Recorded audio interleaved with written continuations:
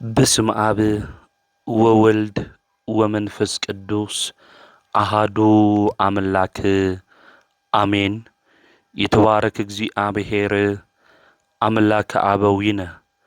لزاب صحنا اسكزاتي ساعات قدمو خلو لعلو خلو نابزا ساعات زي أزب صحنا ناي بوتاتنا ناي قدوسان أملاخ ناتناون أملاخ قدوس እግዚአብሔር سمو استخبرن زتمسجنن يخون أما أملاك ولادي أملاك قدست قدوسان دنجل مريم سلفصوم أدونتا سلفصوم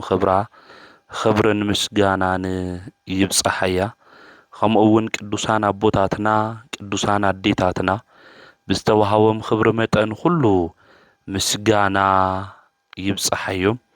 أبستفلالي عالم خوينكم زي منفساوي ميديا زي الدكتاتلو سدرا እግዚአብሔር أمسكال تسقيلو ፍጹም ዝኾነ ሰላሙ ብዝሃበና ብኢየሱስ ክርስቶስ ፍጹም ሰላም ከመይ ትጸንሑ ከመይ ትኾኑ ሰላም እግዚአብሔር ምስ ኩላትኩም ይኹን። እንኳዕ ንቅዱስ ታዲዎስ ሐዋርያ ከምኡውን ንጻዲቁ ኢዮብ ወርሓዊ በዓልን ከምኡውን ብለሙዓንቲ ዓመታዊ ክብረ በዓሎም ዝኾነ ቅዱሳን ሰለስቱ ደቂቅ ከምኡውን ካልኦት ቅዱሳን አቦታትና አዴታትና ዓመታዊ ክብረ በዓሎም ብሰላም አብጽሕኩም አብጽሕና። በኦርቶዶክሳዊት ተዋህዶ ቤተ ክርስቲያን ዕለት ክልተ ናይ ቅዱስ ታዲዎስ ሐዋርያ ካፍቶም 12 ሐዋርያት ሓደ ዝኾነ ቅዱስ አቦ ወርሓዊ በዓሉን ከምኡ ድማ በብሉይ ኪዳን ታሪኩን ንረኽቦ መጽሓፍ ኢዮብ ኢልና ድማ እናንብቦ ዝደረሰልና እዚ ጻዲቅ ኢዮብ ወርሓዊ በዓሉ እዩ። ከምኡውን ታሕሳስ 2 ዓመታዊ ክብረ በዓሎም ዝኾነ ቅዱሳን ሰለስቱ ደቂቅ ከምኡውን አባ ሆር ጻዲቅ ቅዱስ ናትናኤል ሞኖክሴ ምዃኑ መጽሐፈ ስንክሳር ይነግረና እዩ። አምላኽና ቅዱስ እግዚአብሔር ናብዛ ዝተቀደሰት ዕለት እዚኣ ወርሒ ታሕሳስ ዕለት 2 ብሰላም ብጥዒና ስለ ዘብጽሕና አምላኽና ቅዱስ እግዚአብሔር خبرن مسجانان يبصحيو بلمعنتي كل شاع علت خلته بعلو نجبرلو مذكرتو نجبرلو حوريا تاديوس زي حوريا تاديوس كافتون قوي تازم رسوم 10 خلته حوريات إلنا انصوعهم حد زي قدوس تاديوس أبو إلفيوس تبايلو إيو ዝጽዋዕ እዚ ሐዋርያ እዚ ናይ ያዕቆብ ሓው እናተባሃለውን ይጽዋዕ ያው እዚያው ሉቃስ ወንጌል ምዕራፍ 6 ከናንብብ እንተለና ናብ ሐዋርያነት አገልግሎቱን ጎይታ መድኃኒት ኢየሱስ ክርስቶስ ምስ ጸውዖ በዓዱ እናተዘዋወረ ወንጌል ዘምህረ ሐዋርያ እዩ ማለት ብዙሓቱን ካብ አረማዊ ከምኡውን ካብ አይሁዳዊ እምነቶም ናብ ክርስትና ሃይማኖት ንክመጹ በኢየሱስ ክርስቶስ ድማ ንከአምኑ ጌርዎም ክርስትናውን ክቅበሉ ጌርዎም ሃገረ ስብከቱ ናብ ሶርያ እዩ ነይሩ። ስብከት አገልግሎቱን ላብኡ ክኸድን ተሎ ጎይታ መድኃኒት ኢየሱስ ክርስቶስ بمنئسي أمثال تجليسلو أو فتاوية تاديوس أنا مساخاية أي تفرحيلو تناجروي كتأمن النئكا كتفرح بالخانيلو قويتا إيسوس كريستوس تناجروي عوزون تنرئين تلنا لإيا إيروسون زتناجرو قويتا زيو أي تفرح أمن دايلوي تاقوال خاون كتحوئيا إلوي أقدمو حميمان نحليتيو زسوزي لمينو نيرو ድሓር ግን ዓሪፋ እያ ምስ ዓረፈት ድማ ነቲ መምህር እንታይ ትገብሮ የተድኽሞ ሓሚማ ንሃለይቲ እያ ከድሕና ዝኽእል እምበር ምስ ዓረፈት ከመይሉ ከድሕና ይኽእል ኢሎም ስለ ዝሓሰቡ የታድኽሞ ኢሎም ተናጊሮም ንሱ ግን እንታይ ኢሉ ኣይትፍራሕ እመን ኢሉ ስለዚ ብህይወት ዘመንና ንኣምን እንድሕር ኮይና ተኣምራዊ ዝኾኑ ነገራት ኣምላኽና ቅዱስ እግዚኣብሔር ክገብር ይኽእል እዩ እዚ ሐዋርያ ዝውን ለአገልግሎት ክኸድ እንተሎ ቅዱሳን ሐዋርያት በአገልግሎቶም ውሽጢ ብዙሕ ፈተና ብዙሕ ስቅያት ብዙሕ ነገር እዩ ዘጋጥሞም ኣነ ምሳኻ እየ ስለዚ ኣይትፍራሕ ኢሉ ጎይታ መድኃኒት ንሱ ኢየሱስ ክርስቶስ ተናጊርዎ እዩ ከምኡውን ናብ ሶርያ ክኸተሎ ሓደ እዋን ቅዱስ ጴጥሮስ ናይ ሐዋርያት ሓለቃ እዩ ርእሰ ሐዋርያት ኢልና ንጽውዖ ቅዱስ ጴጥሮስ ምሳኻ ክኸድየ ኢልዎ አውዚ ግዜ እዚ በሓደ ድማ ናብ ሶርያ ኸዱ ካብ ኢየሩሳሌም ናብ ሶርያ ክኸዱ እንተለው ኣብቲ ከተማ ከባቢ ክበጽሕ እንተለው ሐዋርያት ስንቅ ሒዞም ይኾኒ ዝጓዓዙ ነይሮም ስለዚ ጠሚዎም ቅዱስ ጴጥሮስ አውዛ አካባቢ እዚ ምግቢ ክንልምኖም እንኤና ኢሉ ተናገረ አውዚ ጊዜ እዚ አብዑር አጽሚዱ ዝሓርስ ሓደ ሽማግለ ነይሩ ናብኡ ተጸጊዖም ድማ ቅዱስ ጴጥሮስ ከምዚሉ ተናገሮ አነ አብዑሩኻ ክሕልውየ ምግቢ ግን ናብ ገዛኻ ኸይድኻ አምጽእልና ኢሉ ተናገሩ እዚ ሽማግለ እውን ደስ ኢልዎ ናብ ገዝኡ ኸይዱ ማለት እዩ ምግቢ ከምጽኦሉ እዚ ሽማግለ እዚ ምግቢ ከምጽኦሎም ናብ ገዝኡ ክኸድ እንተሎ ቅዱስ ጴጥሮስ እዞም አብዑር ጸሚዱ 30 መስመር ዝኾን ድማ ሓረሰ ማለት እዩ ቅዱስ ታዲዮስ ድማ ናይ ሰንዳይ ዘርኢ ስለ ዝነበረ ምዝራእ እውን ጀመረ እቲ ዝተዘርአ ዘርኢ ድማ ወዲያው በቂሉ ዓብዩ ማለት እዩ አውዚ ጊዜ እዚ ሽማግለ እዚ ምግቢ ሒዙ ካብ ገዝኡ ክምለስ እንተሎ ቅዱሳን ሐዋርያት ዝገበርዎ ተኣምሪኡ ደንገጸ ትሕቲ እግሮም ድማ ወዲቁ ንሐዋርያት ሰገደሎም ንስኹም ካብ ሰማይ ዝወረድኹም አማልክት ዲኹም በሎም ንሶም ግን ንሕና ናይ እግዚአብሔር ባሮቲና አገልገልቲኢና አማልክቲ ይኾንና ኢሎም ተዛረቡ እዚ ሽማግለ ሰብ እዚ ስለ ዝገበርዎ ጽቡቕ ስራሕ ተመልኪቱ ክኽተለኩም ይደሊ እየ ናብ ትኸድዎ ቦታ ሁሉ ምሳኹም ክኸድየ ኢሉ ተዛረቡ ሐዋርያት ግን ንስኻ ዝክትገብር ኣይግብእካይ እዞም አብዑር ናፍቲ በዓል ዋና መልሶም ናብ ገዛኻ ክንበልዕ ምግቢ ክንመጽእ ኢና ምግቢ ድማ በዓልቲ ገዛኻ ንክታዳልወልና ንገራ በልዎ ንሱ ድማ ናብ ከተማ ኣትዩ ናብ ከተማ ኸይዱ ድማ ናብ ገዝኡ አብዑር እውን ሒዙ ኸይዱ እቲ ዝበጽሐ ስንዳይ እውን ሒዙ ትእኽሊ ናብ ገዝኡ ኸደ ናይቲ ከተማ ሰባት ድማ እዚ ተመልኪቶም ተገረሙ እዚ ሰብኣይ እዚ ካበ እዩ ምጽዎ ኸዚ ወቕቱ ናይ ሸዊት ጊዜ ይኾነ ናይ ዘርኢ ጊዜ እዩ ኸመይሉ እዩ ሒዙ ዝምለስ ዘሎ ኢሎም ተገረሙ ሓተትዎ ንሱ ግን ምንም መልሲ ይሃቦም እዚ ሽማግለ ሐዋርያት ዝኣዘዝዎ ሁሉ ገበረ እቶም አብዑር እውን ናብ በዓል ዋና መሊሱ ናብ ገዝኡ ኸይዱ ንሰበይቱ ምግቢ ንክታዳሉ ድማ ነገራ እዚ ነገር እዚ ድማ ኣብቲ ከተማ ውሽጢ ድማ ተሰምዐ ናይቲ ከተማ መኳንንቱ እውን እዚ ሰምዑ ብኽፉእ ኣማሙታ ንከይትሞት እዚ ካብ ኢኻ ምጽኢኻዮ ዝሸዊት እዚ ናይ ዘርኢ ጊዜ እዩ ኢሉ እቲ ኣብቲ ጊዜ እሱ ዝነበረ መኮንን እውን ሓቲቱ እቲ ሽማግለ ድማ ከምዚ ኢሉ እዩ ተናጊሩ ኣነ ምሳይ ህይወት እኒአ ምሳይ ህይወት እናሃለየ ሞት ድማ ኣይፈርሒ ኢሉ ተናጊሩ ምክንያቱ ተኣምር እዩ እዚ ተኣምር እዚ ዝገብሩ ሐዋርያት እውን ረኺብዎም እዩ ማለት እዩ ስለዚ ሰብ እዚ ብልቡ ብጎይታ ብኢየሱስ ክርስቶስ ኣሚኑ እዩ ማለት ከዚ ተኣይሉ ዘሎ ህይወት ምሳይ እዩ ህይወት ምሳይ እናሃለየ ሞት የፈርሕ ህይወት ዝኾነ ክርስቶስ ምሳና እናሃለየኩ ቁሳው ዝኾኑ ነገራት ዘድንግጹና ዘፍሩሑና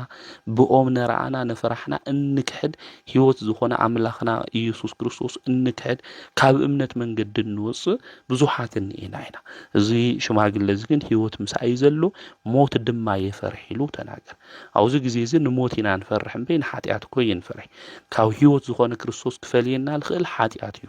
እዚ ክፈልየና ልኽእል ሓጢኣት ይኹንና ይንፈርሕ እንፈርሖ ንምንታይ ልሞት እዩ ማለት ነገር ግን ክንፈርሖ ዝግብአና ንሕና እንተዓዩ ተባይሉ ሞት ለይኾነስ ሞት ለይቀሪ ጉዳይ ኩልና ንሞት ኢና ሞት ለይጥዕም ላብ ሞት ለይኸድ ሰብ የለይ ማለት ኩልና ንሞት ኢና እዚ ክንፈልጦ ይግብአና ሞት ተሸኪምና ኢና ንዘር ለማዓንቲ ዲና ንሞት ነጋዲና ንሞት ይፍለጥ ማለት ነገር ግን ሃምኑ ሞት ክንፈልጥ ይግብአና አዳም መሬት ይኻሞ ላዊ ክትምለስ ይኻል ኣብ መሬት ክትምለስ ይኻል አምላካዊ ቃል እዩ ኩልና ሃምኑ ሞት ክንፈልጥ ክንረዳ ይግብአና ማለት እዩ ሃምኑ ሞት እናፈለጥና ግን ሓጢአት እንሰርሕ እንበድል አውሩክሰት ባሕሪ ሓጢአት ዓለም እንሕምስ ብዙሓት ኢና ማለት ልብና ግን ክምለስ ይግብኦ ንጋ ሞትና ፈረስቲና በስበስቲና ኣብ መቃብር ማለት እዩ ስለዚህ ሃምኑ ሞት ፈሊጥና ተረዲእና እታ ዘይትሞት ነብስና ግን ስንቂ ህይወት ጽድቅ ክትሕዝ ኣብ ቅድሚ እግዚአብሔር ጠጠው ክትብል እንተልና ድማ ብሩኻን ደቀይንዑ ቅድሚ ዓለም ምፍጣሩ ተዳለወልኩም መንግስቲ ውሮሱ ልክንበሃል ሓጢአት ገዲፍና ጽድቅ ስራሕ ክንሰርሕ ይግበአና ስለዚህ ክንፈርሖ ልግበአና ሞት ለይኾነስ ታይና ክንፈርሕ ልግበአና ሓጢአቲና ክንሞት ሓጢአቲና ክንፈርሕ ዝግበአና ማለት እዩ ኣብዚ ግዜ እዚ ህይወት ምሳይና ሃለ ሞት የፈርሕ ኢሉ ተናገረ እና ሐዋርያት ዝገበርዎ ነገር ሁሉ ድማ ነገሮም እቶም መኳንንት ድማ ሐዋርያት አምጽኦዮ ኢሎም ለትሽማግለ ተናገርዎ ትሽማግለ ድማ ናባይ ገዛ ክመጹ እዮም ኣብኡ ድማ ክትረኽብዎም ይኹም ኢሉ ተናገሩ ሰይጣን ድማ ናይ ልቦኖም ሐሳብ ሁሉ ናብ ክፍኣት ድማ ለወጦ እዞም መኳንንት እዚኦም ፍርቆም እንታይ በሉ እዞም ሐዋርያት ቅዱሳን ለተዋሃሉ ክንቀትሎም እንየና በሉ ፍርቆም ድማ አምላኾም ኢየሱስ ክርስቶስ ሁሉ ነገር ክገብር ዝኽእል አምላኽ እዩ ስለዚህ ክንቀትሎም አይግባይ ኢሎም ድማ ተናገሩ ነገር ግን ከምዚ ኢሎም ተማኸሩ አመንዝራ ዝኾነት ሰበይት ወሲድና አፍቲ ከተማ በሪ ጥራሕ ህዝባና ጌርና ናቅምጣ ንሳቶም እዝነራአዩ ናብ ከተማ አይአትው ኢሎም ስለ ሐዋርያት ንጽህና እዮም ተናጊሮም ማለት ሐዋርያት አቦታትና ቅዱሳን ንጹሃን እዮም ዓይኖም ንጹህ እዩ ኢዶም ንጹህ እዩ እግሮም ንጹህ እዩ ካብ ሓጢአት ካብ በደል ካብ ክፋኣት ምስራሕ ንጹህ እዩ ማለት ስለዚህ ሪኦም ለአና ረአዩ ከዓቱ ስለለይኽእሉ አፍቲ ከተማ በሪ ንግበር ለአገልግሎቶም እንቅፋት ማለት ሰይጣን ለአቦታትና ለሐዋርያት አገልግሎቶም ከገልግሉ እንተለው በዚ መንገድ እዩ ዘዝንጉዖም ነው ነዚ ቅዱስ ጳውሎስ እውን ናባኹም ክመጽእ ደልየ ነይረ ግን መነዝንግዕን ሰይጣን አዝንግዕኒ ኢሉ ተናገር በህይወት ዘመንና ሁሉ ሰይጣን ከንገብሮ ዝግብአና ነገር በግዚኡ በእዋኑ ልከይን ገብር የዝንግዕና እዩ ማለት እዩ ስለዚህ ምስተዋዓል ልብምባል የድል እዩ ማለት ለማዓንተ ንስሐ ክንኣቱ እንድሕር ኮይና ናይ መድሓን መዓልቲ ከዚ እዩ ስለልተባለ ንስሐ ክንኣቱ ስጋው ወደሙ ድማ ክንቅበል ብንጽህና ብቅድስና ክንነብር ይግበን እዚ ልከይን ገብር ግን እስኪ ጽናሕ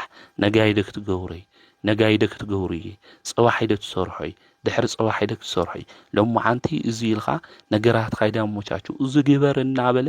ስጋዊ ነገርና ጥራሕ እናሕሰበ የዝንግዕና ማለት ኃጢአት እኮ እየስራሕና ግን እንታይ ይገብር የዝንግዕና እናዘንጋዕና ግዜና ይኸድ ማለት ተሓደ ሰይጣን ልገብሮ ታክቲኩ ልሰርሖ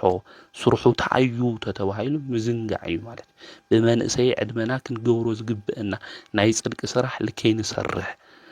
ጽቡቕ ተግባራት ሁሉ ልከይን ፍጽም ሰይጣን እንታይ ግብረና ጸናሒዶ እናበለ የዝንግዕና ማለት ናሐዋርያት አቦታትና እውን እዚ ነገር እዚ ንከይገብሩ አፍቲ በሩሱ አመንዝራ ጥራሕ ህዝባና ዝኾነት ዕርቃና ዝኾነት ሰበይቲ ነቕምጥ ኢሎም ቶም ሰባት እሶም ኣብ ልቦንኦም ሰይጣን ስለለ ሓደረ ዝሓሳብ እንታይ ገይሮም ማለት እዩ ሓሲቦም ማለት እዩ ናና ኣቦታትና ቅዱሳን ህይወቶም ክንርኢ እንተለና ብዚ መንገዲ ዝከዝንግዖም እንተሎ ሐዋርያው ተልእኮኦም ብግዚኡ ንከይፍጽሙ ክፈታተኖም እንተሎ ኣብ ቅዱሳት መጻሕፍቲ ነንብብ ኢና ማለት እዩ ስለዚ ዞም መኳንንት እዚኦም ተነጋጊሮም እታ ሰበይታ ኣብ ከተማ ብር መእተዊ ዕርቃና ድማ ኣቐመጥዎ ሐዋርያ ታዲዮስ ምስ ረኣያ ድማ ጎይታይ ኢየሱስ ክርስቶስ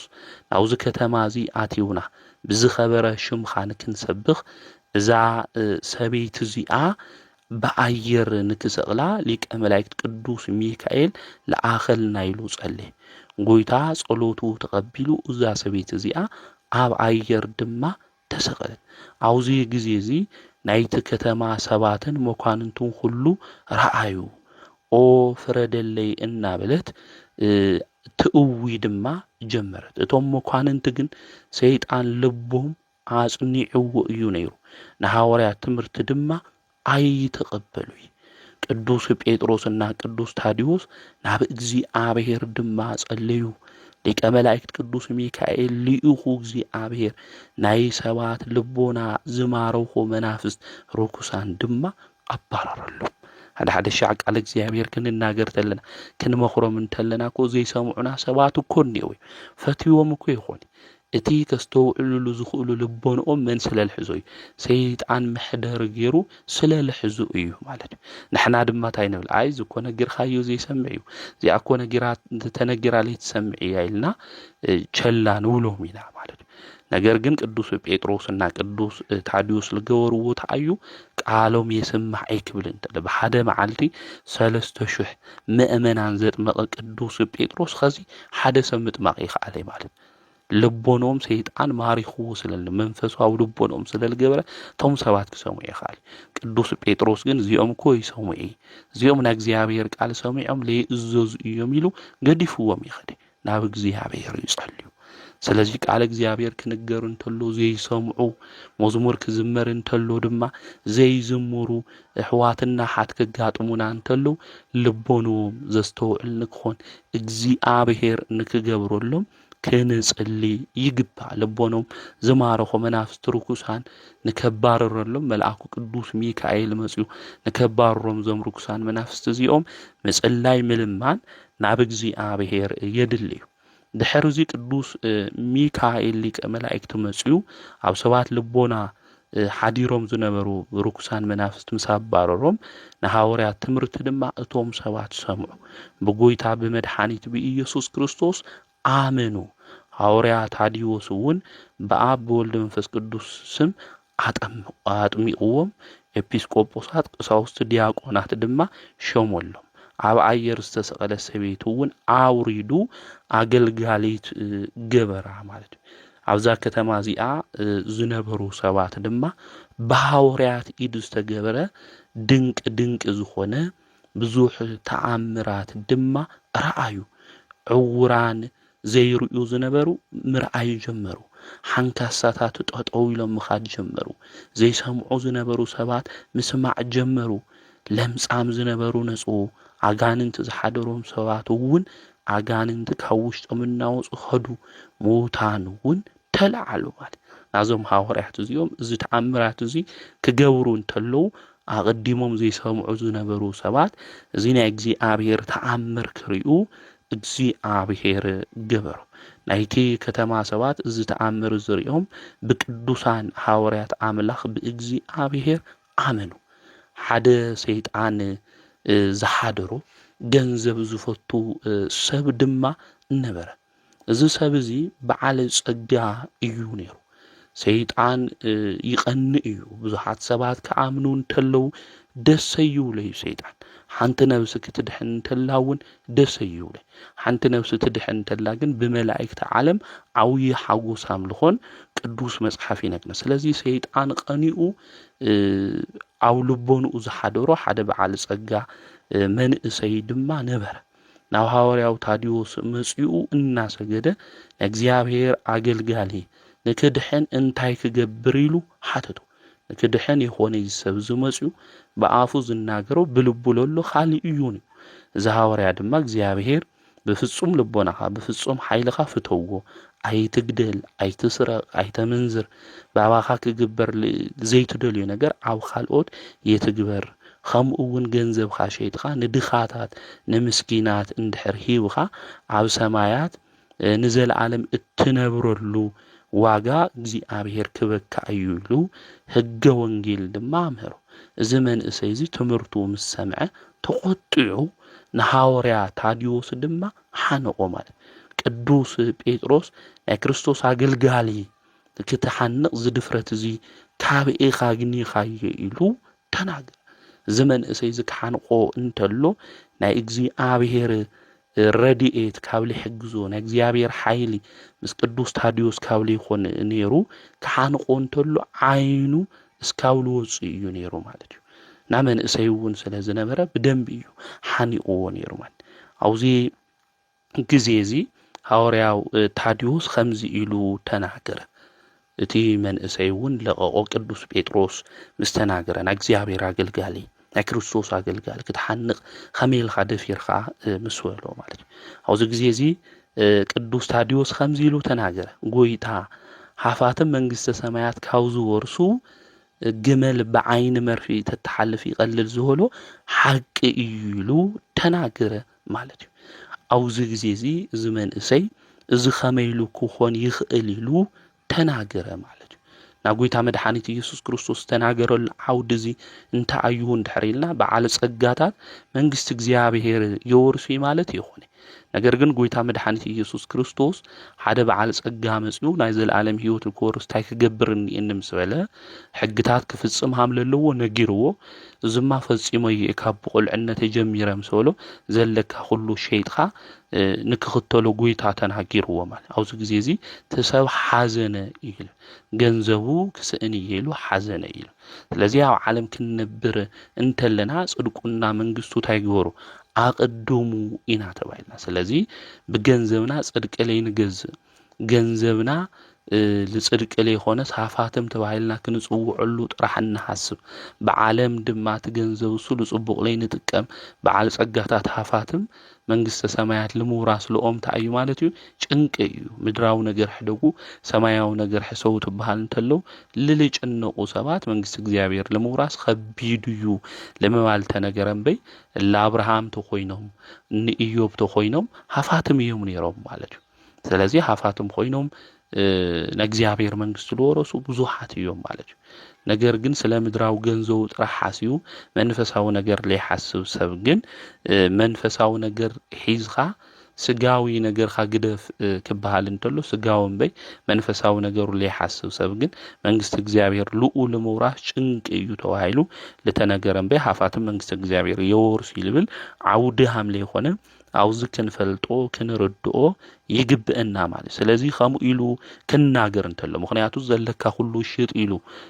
ክናገር እንተሎ ሐዋርያው ታዲዮስ መጽኡ ሓኒቆ እዚ ሁሉ ዓመት ለፋዕኹ ሃሜሉ ከምዚ ይብለኒ ኢሉ መጽኡ ሓኒቆ ማለት። መጽኡ ስለለሓነቆ ጎይታ ለካ ሓቁ እዩ ለተናገረ ሃፍታም መንግስተ ሰማያት ካብ ልወርስስ ግመል بعين مرفي تتحلف لو الحق يكل انتلو زي خميلو كون يخل جمل بعين مرفي كحلف اي خلي نا مرفي عين بتعامل صبابيا بوك حلف اي خليلو እዚ ሰብ እዚ ተናገረ አውዚ ግዜ እዚ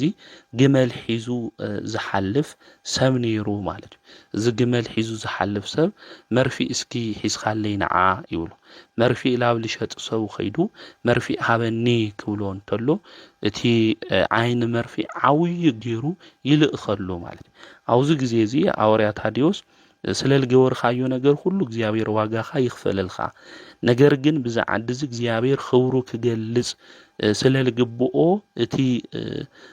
ቅድ መሕለፊ ዓይን መርፊ ለሎ ቅዳድ ጸቢብ ይኹን ኢሉ ተናገሮ ማለት አውዝ ግዜ እዚ ጸቢብ ዝኾነ መርፊ ዓይኑ ማለት እዩ ሒዙሉ መጸን ቅዱስ ታዲዮስ እውን ተቀቢሉ ኃይልኻ ግለጽ ኢሉ ናብ እግዚአብሔር ጸለየ ኢዱ ዘርጊሑ እንተሎ ድማ እቲ በዓል ግመል በጎይታ በኢየሱስ ክርስቶስ ሽም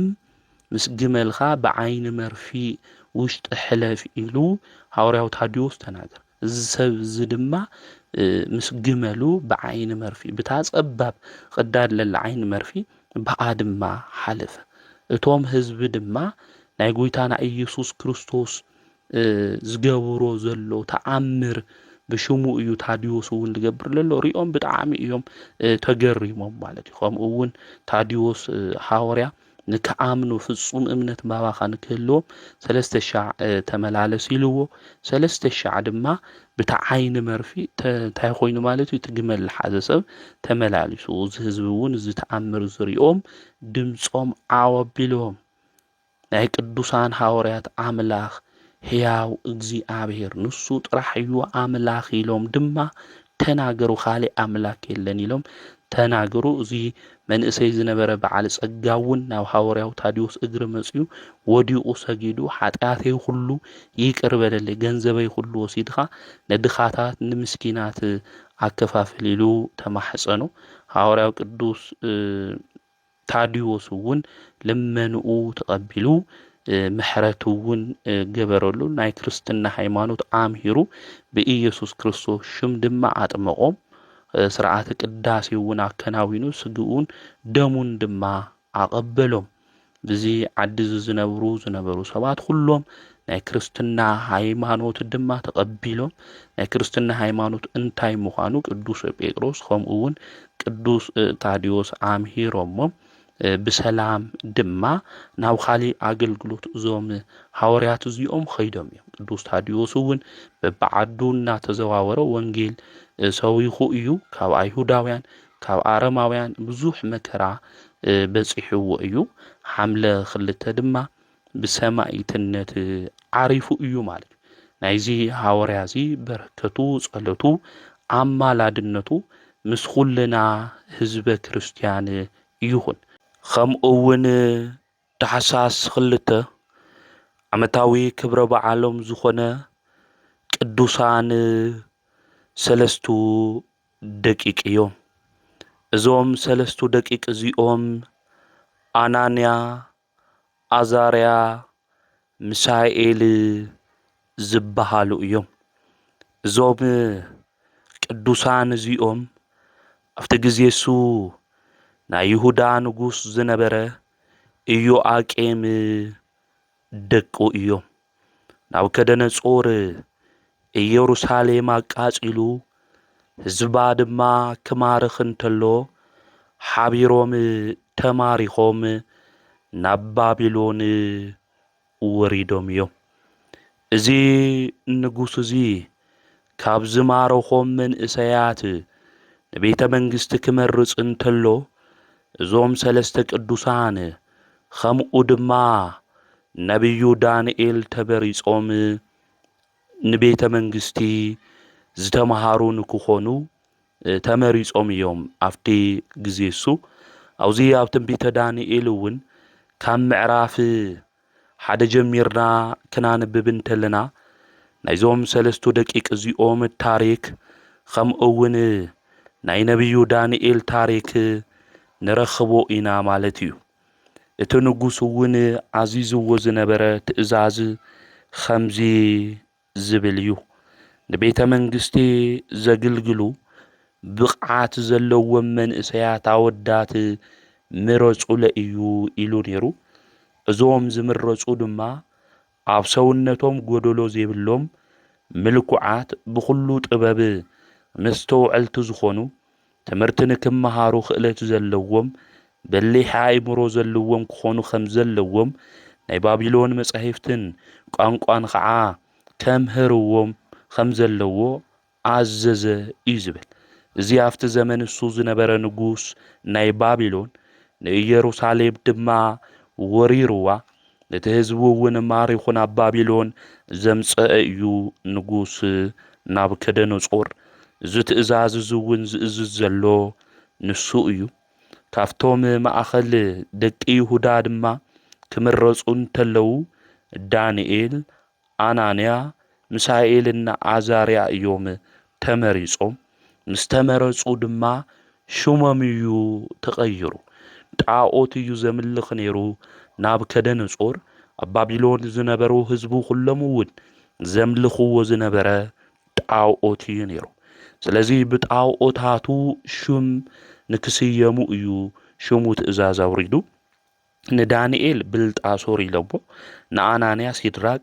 ንሚሳኤል ሚሳቅ ንኣዛርያ ድማ ኣውደናጎን ኢሎም ሽሙ ውፅኦምሎ መጀመርያ ዝገበርዎ እንታይ እዩ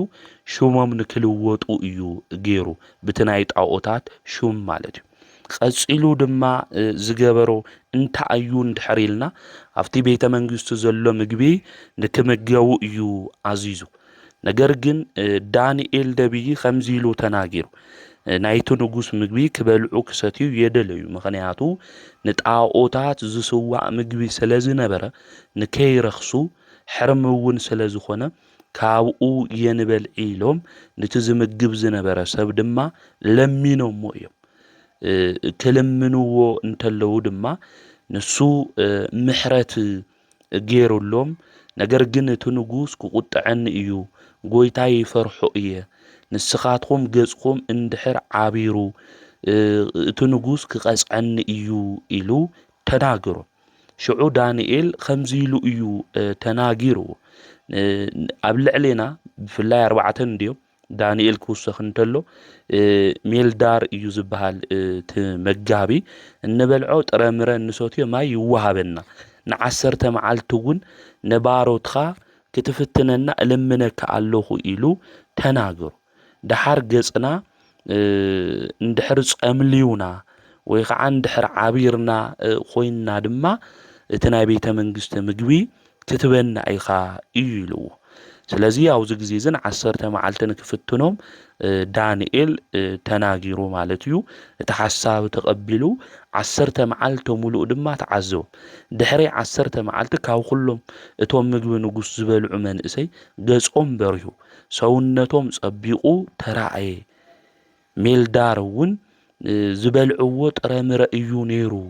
ወይኔ የሰቶይ ካሊእ ምግቢ የበልዑ ኢሉ ብጣዕሚ እዩ ተደኒቁ ገሪምዎ እግዚአብሔር ከዓ ነዞም 4 መንእሰይ እዚኣቶም ኩሉ ፍልጠትን ምስትውዓል መጻሕፍትን ጥበብ ሃቦም እዩ ዳንኤል ድማ ብኩሉ ረኣያትን ሕልምታትን መስተውዐሊ ነበረ እዩ ዝብል እዞም 3 ደቂቅ ኢልና እንጽውዖም ራብዓዮም ድማ ዳንኤል ዓለማዊ ትምህርቲ ተማሂሮም እዮም ንዓለማዊ ትምህርቲ ተማሂሮም ስልጣን ንክበሃዎም እዮም ናብ ቤተ መንግስቲ ተመሪጾም ዓለማዊ ትምህርቲ ተማሂሮም ግን ኣምላኮም ዘይከሓዱ እዮም ብጣዕሚ እዩ ዝገርም ኣብዚ ዘመን እዚ ንእሽተይ ዓለማዊ ትምህርቲ ዝተማሃሩ ሰባት ኣምላኮም ቅዱስ እግዚአብሔር ኣብዚ ክሕድሉ እዋን ብፍልጠቶም ድማ ኣብዚ ምክሕሉ ግዜ ኢና ዘለና ኣብዚ ግዜ እዚ ንእሽተይ ናይ ሳይንስ ትምህርቲ ሓደ ዝተማሃረ ሰብ ብሳይንሳዊ መንገዲ ሃይማኖታዊ ነገር ክምርምር ኣብዚ ደልየሉ እዋንና ግዜ ኢና ዘለና እዚኦም ግን ዓለማዊ ትምህርቲ ተማሂሮም እዮም ነገር ግን ኣምላኮም ቅዱስ እግዚአብሔር ዘይከሓዱ እዮም ንሕናስ ንእሽተይ ዓለማዊ ፍልጠት ትምህርቲ ሳይንስ ክንመሃር እንተለና ሃይማኖት ቬሪፋይ ክንገብር ሃይማኖት ብሳይንሳዊ መንገዲ ክንልክዕ እንደለ መጽሐፍ ቅዱስ ብመንፈሳዊ ፍልጠት ዘይኾነስ ብትዘለና ንእሽተይ ዓለማዊ ፍልጠት ክንምርምር እንደለ ብዙሓት ሰባት ኢና ኣለና ዓለም ዘይቀየረቶ ሰብ የለይ ወገናተይ እዞም ሰባት እዚኦም ግን ኣብ ቤተ መንግስቲ እናነበሩ ናብ ቤተ መንግስቲ ምግቢ ብልዑ እናተባሃሉ ናብ ቤተ መንግስቲ ትምህርቲ ዓለማዊ ፍልጠት ድማ ተማሂሮም ኣምላኮም ቅዱስ እግዚአብሔር ክክሕዱ የደልዩ ኣብ ቤተ መንግስቲ ናይ ጣዖት እኳ እንተኾኑ ዘምልኽዎ ዝነበሩ ኣምላኮም ቅዱስ እግዚአብሔር እዩ ግዜ ተተቀየረ ብስደት እኳ እንተኸዱ ኣብ ቤተ መንግስቲ እንተኾኑ ከሽንፎም ከሽፍቶም ይኽኣለ ናይ ዓለም ነገር ኣብዚ ግዜ ዝኮ ናይ ዓለም ነገር ልብና ዘሸፈተና ሃይማኖትና ዘክሕደና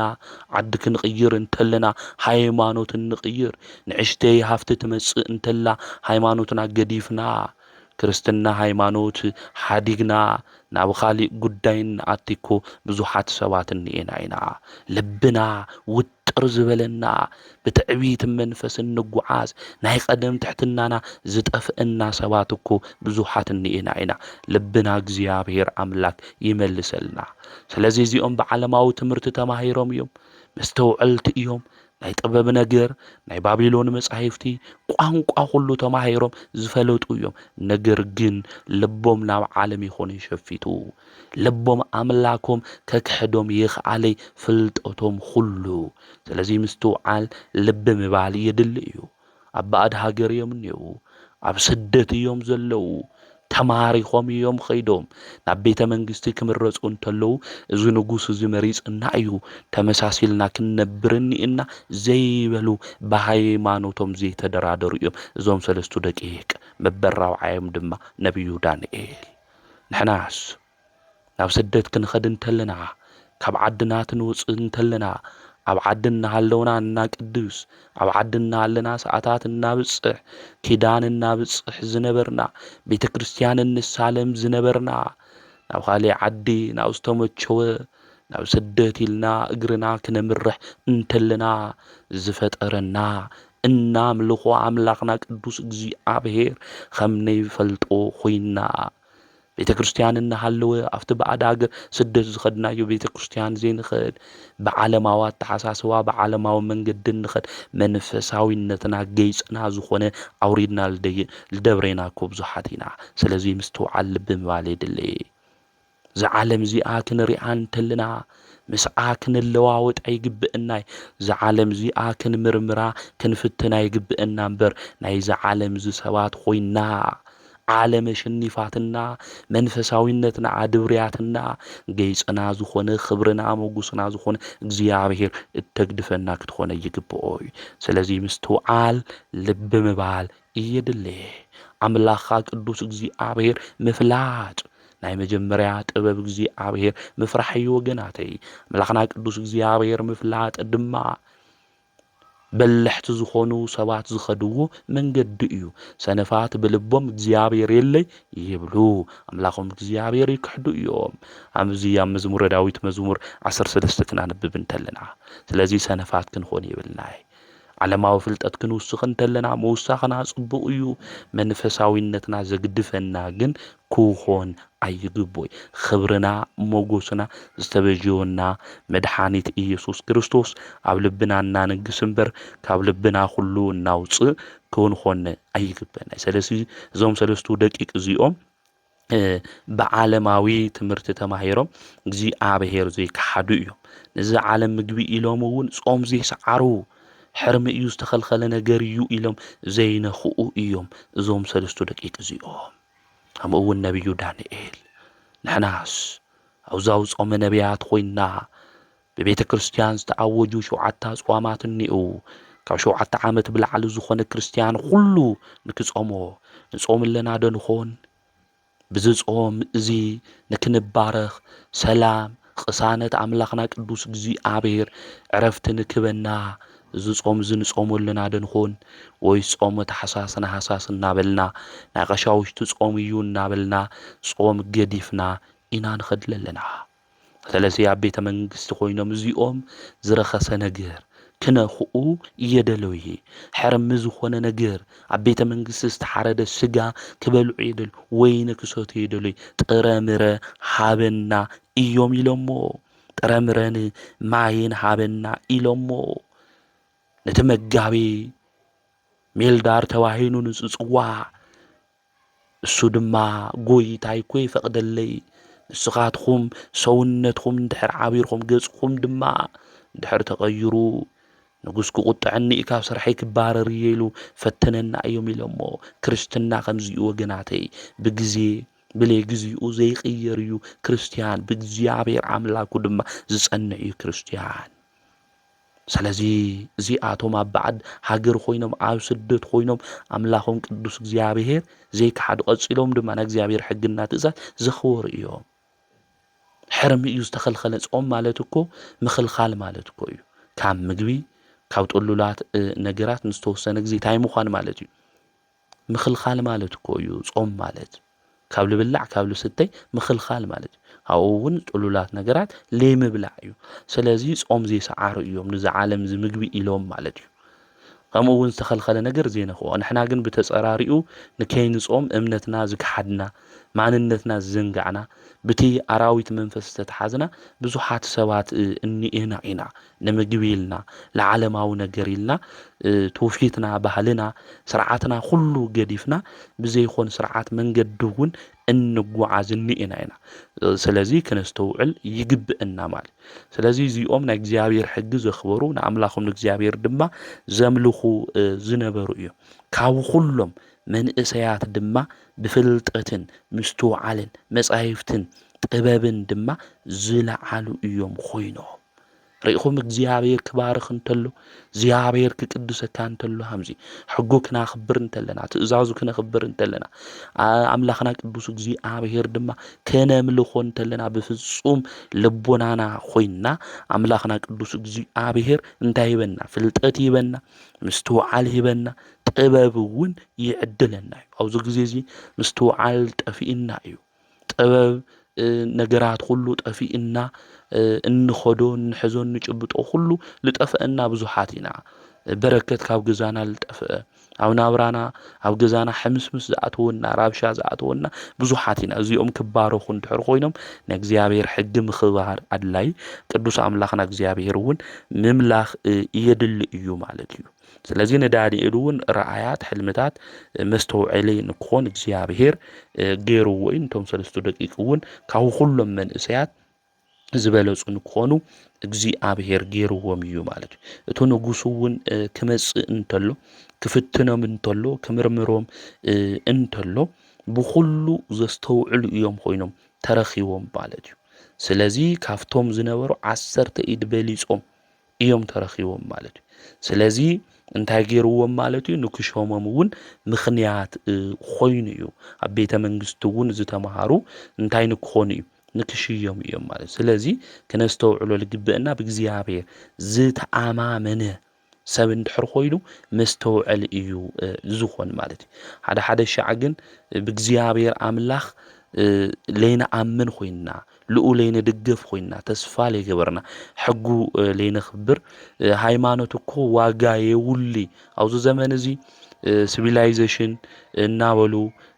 ብዙሕ ነገር ዝናገሩ ሰባት እኒአው ኣብ ዘመንና ማለት እዩ ሃይማኖት ኣየድሊ ዝብሉ ማንነቶም ሽሞም ሁሉ ዝክሓዱ ሰባት እኒአው ዕቤት እውን ክነምጽእ ኢና ኢሎም ዝሓስቡ ነገር ግን ሓሳቦም ከይተሳኽዐ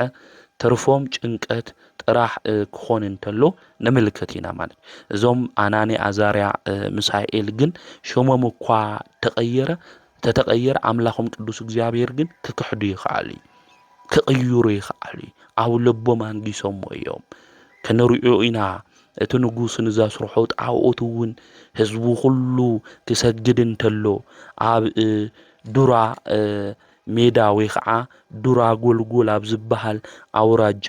ናብ ከደነጾር 60 እመት ዝቆመቱ 6 እመት ዝጎድኑ ዝኾነ ናይ ወርቂ ምስሊ የስርሑ ከሰግድ እንተሎ መሳፍንቲ ሸሞኛታት ራእስታት መማኸርቲ መገብቲ ዳያኑ ኣሕሉቕ ኣብ ዓዲ ዝተሾሙ ኩሎም ናይ ናቡከደነጾር ተኣኪቦም ክሰግዱ እንተለው እዞም 4 መንእሰያት እዚኦም ምስ ዳንኤል ሓዊሱ ማለት እዩ ሰለስቱ ደቂቅ እውን ዓይን ሰግዲ ኢሎም እምቢሎም እቲ ንጉስ እውን ትእዛዝ ከምዚሉ ኣውጁ ነይሩ እዩ ፍግም ኢሉ ዘይሰግድ ነዚ ምስሊ ወርቂ እዚ ሽዑ ናብ ሃልሃል ዝብል እቶን ሓዊ ክድብረ እዩ ኢሉ ኣውጁ ነይሩ እዩ ማለት እዞም ሰለስቱ ደቂቅ ከምኡ እውን ዳንኤል ተኸሲሶም እዮም ማለት እዩ ነቲ ምስሊ እሱ እንታይ ገበሩ እየሰገዱ ማለት እዩ እናምልኹ ኣምላኽ ድማ እኒአና እዩ ኢሉ ኣብቲ ግዜ እሱ ድማ ምስሌነ ልበሃሉ ሰባት ወይ ከዓ ሹመኛታት ኩሉ ህዝቢ ክሰግድ እንተሎ እዚኦም የንሰግዲ እዮም ኢሎም ከመይ ዝበለ እምነት እዩ ኣብ ባዕድ ዓዲ ኮይኖም ኣብ ስደት ዓዲ ኮይኖም ኣምላኾም ቅዱስ እግዚአብሔር ዘይገደፉ እናምልኹ ሓደ ኣምላክ እዩ ንዑ ኢና ንሰግድ ንዑ ኢና ንምልኽ ስልጣን ዋላ ይቕረየና ሹመት ዋላ ይቕረየና ናብ ቤተ መንግስቲ ናብራ ዋላ ይቕረየና ዝበሉ እዮም እዞም ሰለስቱ ደቂቅ እዚኦም ሓደ ሰባት እኮ ናብ ቤተ መንግስቲ ናብራ ከኣትዎ ምእንቲ ዘይገብርዎ ነገር እኮ የለይ ሃይማኖተኛታት ዝነበሩ ናብ ቤተ ክርስቲያን መምህራን ዝነበሩ እግዚአብሔር ዝኸበሮ ዝሾሞም ሰባት እኮ ናብ ዘይረብሕ ነገር ከኣትው እንተለው እኮ ንዕዘብ ኢና ንምልከት ኢና ዝነበሮም ጌጽ ሁሉ ገዲፎም ናብ ቤተ መንግስቲ ፍርፍር ዝኾነ ነገር ዝተፈርፈረ ነገር እንተረፈ ነገር ክበልዑ ክምገቡ ዝሓሱ ሰባት ብዙሓት እንየው እዮም ኣብዚ ዘመን ዝንሪኦ ንምልከቶ ብዙሕ ነገር ስለ ዝኾነ እዞም ሰለስቱ ደቂቅ እዚኦም ግን ነቲ ንጉስ እሱ ናብ ከደንፆር ጠጠው ዘበሎ እንታይ ንገብር ኢሎም ዓይኒ ሰግዲ ኢሎም ማለት እዩ ኣብቲ ግዜ እሱ ድማ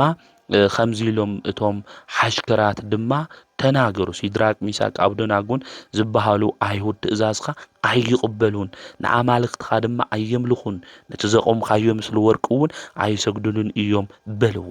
ሽዑን ኣብ ከደንፆር ሓሪቁን ተቆጢዑን ሲድራቅ ሚሳቅ አብደናጎን ከምጽዎም አዘዘ ሓቅ ድዩ ዘይተምልኹ ለለኹም ለአማልክተይ ነቲ ወርቂ ምስሊ ድማ ዘይሰግዱ ለለኹም ኢሉ ሓተቶም ንሳቶም እውን ተናገርዎ ንሕና እንሰግደሉ ሰማይና ምድርን ዝፈጠረ ንእግዚአብሔር እዩ በልዎ እሱ ድማ እንድሕር ዘይሰግድኩም ናብ ተሃልሃል ዝበለ እቶን ሓዊ ክድብርየኩም እየ ካብ ኢደ ዘድሕነኩም አምላኽ መን እዩ በሎም ሲድራቅ ሚሳቅን አብደናጎን ከዓ ነቲ ንጉስ ኦ ናብ ከደንፆር ብዚ ነገር እዚ መልሲ ክንበካ አድላይ ይኾነን ኦ ንጉስ እቲ እናምልኹ አምላኽ ካብ ተሃልሃል ሃልህል ዝብል እቶን ሓዊ ከድሕነና ይኽእል እዩ ካብ ኢድኻ እውን ከናግፈና እዩ ከመይ ዝበለ እምነት እዩ ወገናተይ ካብቲ ሓውን እሱ ዘድሕነና አምላኽና እዩ ብማእኸል ሓውን ማይን ድማ መሕለፊ መንገዲ ዘለዎ አምላኽ እዩ አይለፍከነ ማእከለ እሳት ወማይ ነዚ እዩ ከምዚ ኢሉ ዘመረ ልብ አምላክ ዳዊት ብሓውን ብነፋስን ማእኸል ብማይን ክሕልፍ ዝኽእል አምላክ ቅዱስ እግዚአብሔር እዩ ስለዚ ንሱ ካብ ኢድኻ ከናግፈና እዩ በለ ካብ ጸልእትና ዘናግፈና ካብ መከራና ዘናግፈና ካብ ዝኸበደና ነገር ናብራ ሁሉ ዘናግፈና አምላኽና ንሱ ቅዱስ እግዚአብሔር እዩ አቶም እትጽዕሩ ሸኽምኩም ዝኸበደኩም ናባይንዑ አነ እንታይ ግብ ክዕርፈኩም ይልና ኮይ ብቅዱስ ቃሉ ማቴዎስ ወንጌል ምዕራፍ 11 ቁጥር 28 ክናነብብ እንተለና ዝኸበደና ነገር ሁሉ ካብቲ ሸኽምና ነገራት ሁሉ ክዕርፈና ዝኽእል ዝተኣመነ ከናግፈና ዝኽእል ጓሳና ሕያው አምላክ ንሱ እግዚአብሔር ምዃኑ ክንፈልጥ ክንርዳእ ይግብአና ሓደ ሸዓ ተስፋ ንቆርጽ ኢና ነገራት ክኸውድና እንተለው ናብራ ክኸብደና እንተለው ሁሉ ነገር ክውስኽ እንተሎ ክራይ ገዛ ምኽፋል እምቢ ክብለና እንተሎ ቢላት ክበዝሑና እንተለው ንጭነቂና ንህወኺና ወገናተይ ካብ ሁሉ ነገር ክዕርፈና ዝኽእል ንዑ ደቀይሉ ዝጽውዕና አምላኽና ቅዱስ እግዚአብሔር አይትጨነቁ ኢሉ ዝተናገረና ተስፋ ዝሃበና ተጨኒቕና እውን ሓንቲ እመት ክንውስኽ ሃምዘይ ንኽእል ዝነገረና አምላኽና ቅዱስ እግዚአብሔር ሸኽምና ንክሽከመልና ንዑ ደቀይ ዝብለና አቦኔና ስለዚ በነገራትና ተጨንቅና እና ተበሳጨውና ክንቀይሮ ክንልውጦ ብለይ ንኽእል ነገር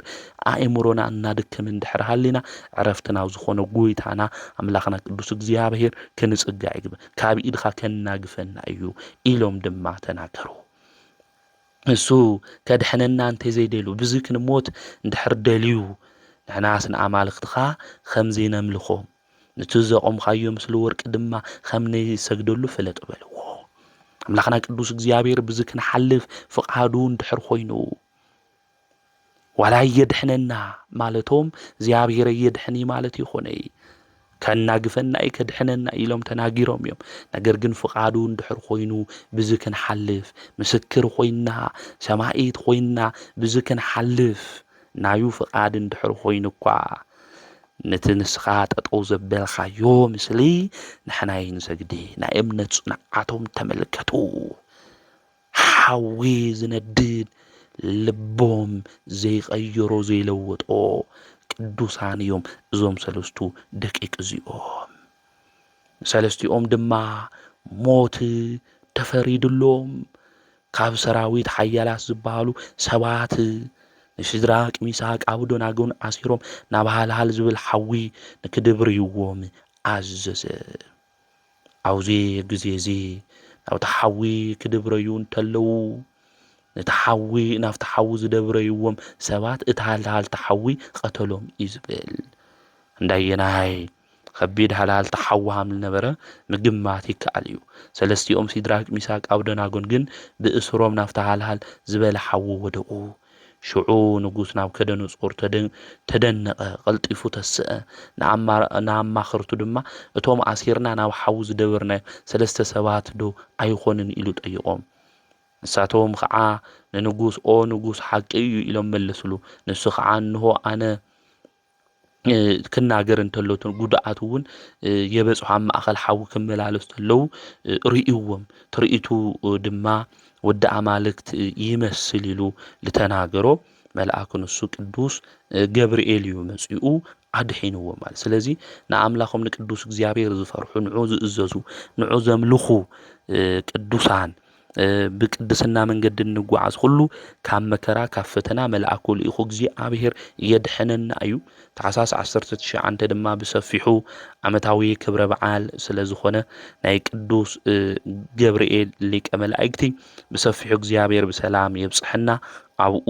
ክንመሃሃረው ኢና። ስለዚ እዞም ሰለስቱ ደቂቅ እዚኦም ብእምነቶም ዝጸንዑ እዮም። ናብ ሓዊ እኳ ክትድብረዩ ክትባሉ እንተሎ ብእምነቶም ጸኒዖም ናብ ሓዊ ዝተደብረዩ እግዚአብሔር እውን ካብቲ ሓዊ ንሱ ኣድሒንዎም እዩ። ንሰለስቱ ደቂቅ ካብዚ ሓዊ እዚ ከም ዘድሐኖም ኩሉ ብዙሕ ሓዊ እኒአው ኣብ ህይወትና ወገናተይ፣ ብዙሕ ዝነዱ ዘለው ሓውታት እኒአው እዩ። ኣምላኽና ቅዱስ እግዚአብሔር ካብዞም ሓውታት እዚኦም ሁሉ ንከድሕነና ናቱ ቅዱስ ፍቃድ ይኹነልና። ናቡከደነፆር እውን እዚ ነገር እዚ ምስ ረአየ ንኣምላኽ ቅዱስ እግዚአብሔር እንታይ ገይሩ እዩ ኣመስጊኑ እዩ። ናይ ሲድራቅ ሚሳቅ አብደናጎን ኣምላኽ ይባረኽ ኢሉ እዩ። ካብ ኣማልክቲ ሁሉ ድማ ዝበለፀ ንሱ እዩ። ክነምልኾ እውን ዝግበአና ካብ መከራ ሁሉ ዘናግፈና ንሱ እዩ ኢሉ ብኣምላኹ ብቅዱስ እግዚአብሔር እውን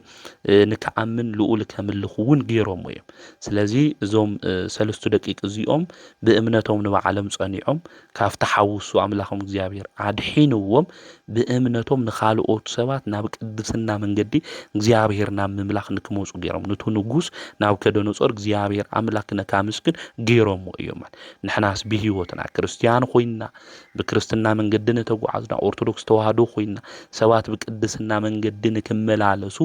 ብርሃን ናብ ቅድሚ ሰባት ይበርህ ኣለዶ? ናይ ጽድቂ ብርሃንና መንፈሳዊነትና ታዩ ዝመስ እዞም ሰለስቱ ደቂቅ እዚኦም ብዝገበርዎ መንፈሳዊ ተግባር እቲ ንጉስ እንታይ ኮይኑ ካብ ጣዖት ኣምልኾት ክመጽእ ገይሮምዎ እዮም ናብ እግዚአብሔር ምብላኽ ማለት እዩ። ንሕና እውን ብክርስትና እምነትና እዚኦም እኮ ክርስቲያን እዮም ተባሂልና ብምግባርና ብስራሕና ንሰቲ ንዝሙ ንጻረፍ ገለ እንድሕር ኮይና ሰባት ክመፁ ኣይኽእሉ ማለት እዩ። ነገር ግን ብናይ ጽድቂ መንገዲ ንጓዓዝ እንድሕር ኮይና ፈሪሃ እግዚአብሔር እንድሕር ሃልዩና እሙናት እንድሕር ኮይና ሰባት እንታይ ይገብሩ ማለት እቲ ዘምልኽዎ ኣምላኽ ሕጊ ዝፍጽሙ እዮም ኢሎም ናብ ናይና ክርስትና መንገዲ ይመፁ። እቲ ብርሃን ዝኾነ ናይ ጽድቂ ነገር ሪኦም ድማ ብኡ ይመላለሱ። ብርሃኖም ኣብ ቅድሚ እቲ ንጉስ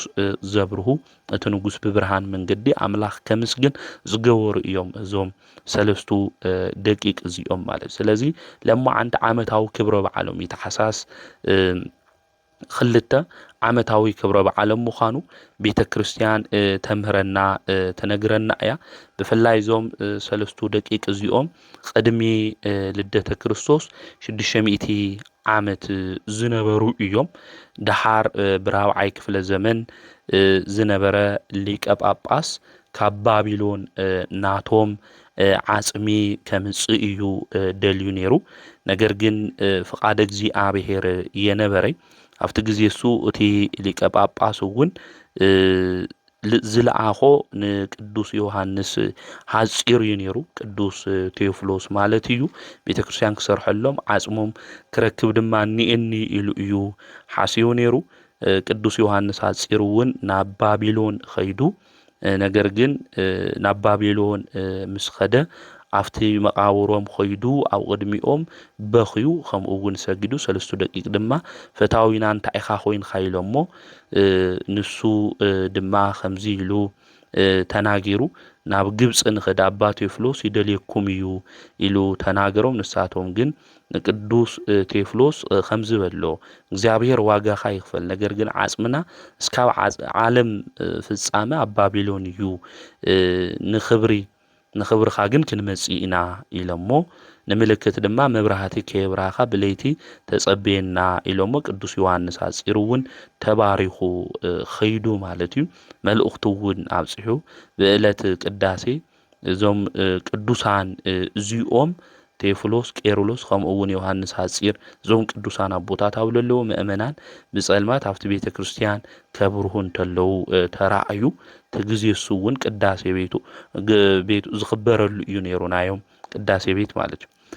ዘድንቕ ብርሃን ተኸቢቡ ኣብቲ ቤተ ክርስቲያን 3 ደቂቕ ድማ በቲ ማእኸል እሱ ክሓልፉ እንተለዉ ጽቡቕ መዓዛ ድማ ክሸቶም እንተሎ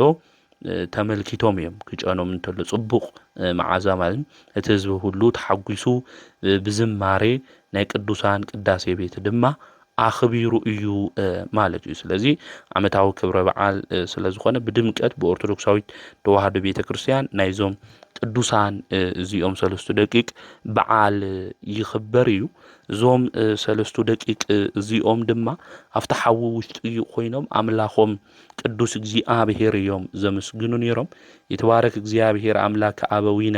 ስቡሁኒ ውእቱ ወልዑልኒ ውእቱ ለዓለም ኢሎም አምላኽና ቅዱስ እግዚአብሔር እዮም ዘመስግኑ ነይሮም። ይባርክዎ ሰማያት ለእግዚአብሔር፣ ሰማያት ለእግዚአብሔር የመስግንዎ ይባርኽዎ፣ ኩለን ማያት ንእግዚአብሔር አምላኽ የመስግንዎ፣ ኩሉ ሓይሊ ንእግዚአብሔር ፀሓይ ወርሒ እናውሉ ፍጥረታት ሁሉ ንአምላክ እግዚአብሔር ከም ዝባርኽዎ ከም ዘመስግንዎ እዞም 3 ደቂቕ እዚኦም ኣብቲ ሓዊ ውሽጢ ኮይኖም ንኣምላኾም ንቅዱስ እግዚአብሔር ኣመስጊኖም እዮም። ንሕና እውን ሓዊ ዝተባሃለ ፈተና መከራ ጭንቂ ውሽጢ ክንኾን እንተለና ኣብ 3 ደቂቕ ንኣምላኽና ቅዱስ እግዚአብሔር ከነመስግን ይግብአና። ካብቲ ሓውሱ ካብቲ መከራሱ ኣምላኽና ቅዱስ እግዚአብሔር ንኹልና ንከድሕነና ንኣምላኽና ቅዱስ እግዚአብሔር ቅዱስ ፍቃድ ይኹነልና። ናይዞም ቅዱሳን እዚኦም በረከቶም ረድኤቶም ኣማላድነቶም ምስ ኩልና ህዝበ ክርስቲያን ይኹን። ከምኡ እውን መጽሓፈ ስንክሳር ክናነብብ እንተለና ኣባ ሆር ገዳማዊ ለማዓንቲ በዓለ ዕረፍቱ ምዃኑ መጽሓፈ ስንክሳር ይነግረና እዩ። ታሕሳስ 2 ብዙ ሹም እዚ ዝጽውዑ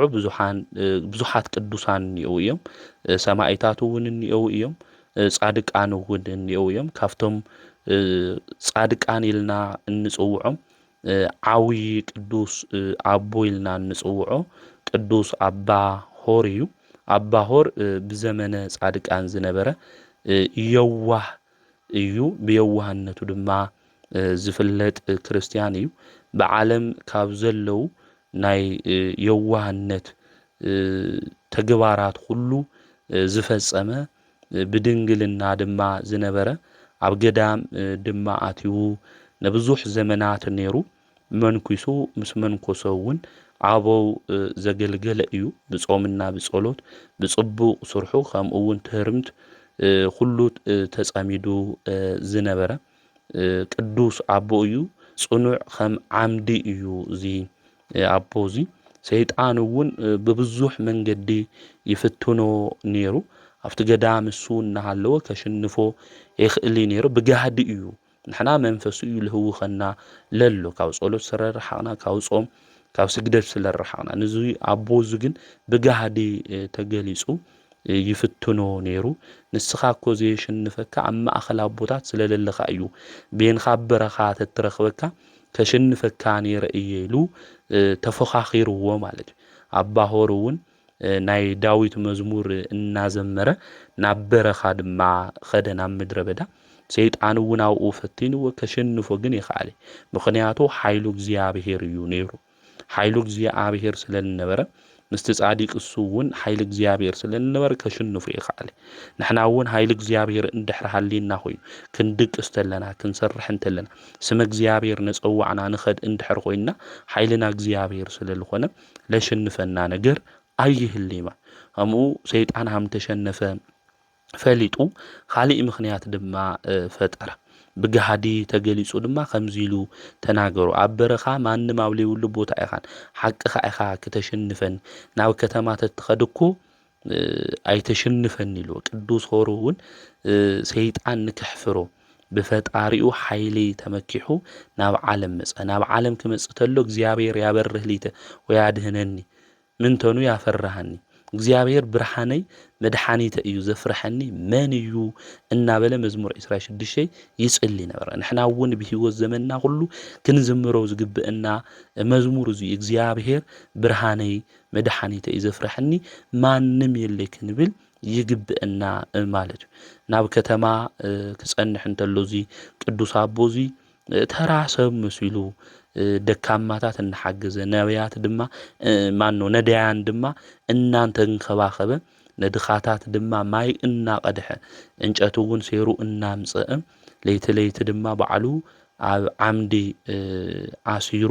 هم ዓምዲ ተተኺሉ ድማ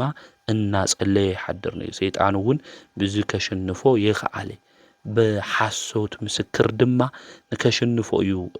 አውዝ ጊዜ እዚ ሐሲዩ ማለት ስለዚህ ሰይጣን ዝልኾነ ነገር ከሽንፈና ትብል ተሎ በቲ ነገር እሱ ይንወድቅ ክንብል ተለና ኃይልና እግዚአብሔር ሆይ ከነምልጥ እንተለና መልክዑ ቀይሩ ብኻሊእ ፈተና እዩ ዝመጸና ስለዚህ ከይቋረጽናታይ ክንጸሊ ከይቋረጽና ክንሰግድ ከይቋረጽና ክንጾም በክርስትና መንገድና ትሩፋት ሁሉ ክንጓዓዝ እዩ ዝግበአና ስለዚህ አውዝ ጊዜ እዚ እንታይ ገይሩ ናይ ሐሾት ምኽሪ ዝመኽሩ ሰባት ነይሮም እዞም خفوء ምኽሪ ዝመኽሩ ሰባት እዞም ሰባት እዚኦም እዩ ኣብ ልቦም ሓዲሩ መንፈሱ ልኢኹ ናባሆር ድማ እዚ ፈተና ዘቕርዩሉ ማለት ፈረስ ንሓደ ህፃን ፈረስ ረጊጽዎ ይሞትሞ አባሆር ድማኡ ስለ ዝነበረ እዚ ሰብ እዚ ረጊጽ ቀቲሉ ወሉ ኣብ ልብቶም ሰባት ኮይኑ የናግር ማለት አውዚ ጊዜ እዚ በመስቀል ምልክታ ማዕቲው እፊሉ ዝህፃን ዝ ካሞት አልዕሉ ወለዱውን ህይወ እዚ ድንቅ ተአምራት ዝተመርከቱ ናስክንድርያ ሰባት ድማ አባይ ባርኹና ነውልናኦም ክጽጉዑ እንተለው ተሰዊሮም ናብ በረኻቱ ውዳሴ ከንቱ ፈጺሞም ይጸልኡ ስለ ዝነበሩ ዞም ቅዱስ እዚኦም እና ዞም ጻዲቅ አባሆር እዚኦም ዘመኖም ሁሉ ኣብ በረኻ እሕሊፎም ብለምዓንቲ ዕለት ተሕሳስ ክልተ ድማ ብኽብሪ ዓሪፎም እዮም ናይዞም ቅዱስ እዚኦም ጸሎቶም በረከቶም አማላድነቶም ምስ ኩልና ህዝበ ክርስቲያን ይኹን አምላከ ጻድቃን ቅዱሳን ካብ ዝነድድ ሓዊ ሁሉ ካብ ዲያብሎስ ክፍአት ሁሉ አምላኽና ቅዱስ እግዚአብሔር ይሰውረና ካብ ሁሉም ቅዱሳን ብለምዓንቲ ዓመታዊ ወርሓዊ በዓለም ዝኾነ ቅዱሳን አቦታትና አዴታትና ካብ በረከቶም ሁሉ አምላኽና ቅዱስ እግዚአብሔር የሳትፈና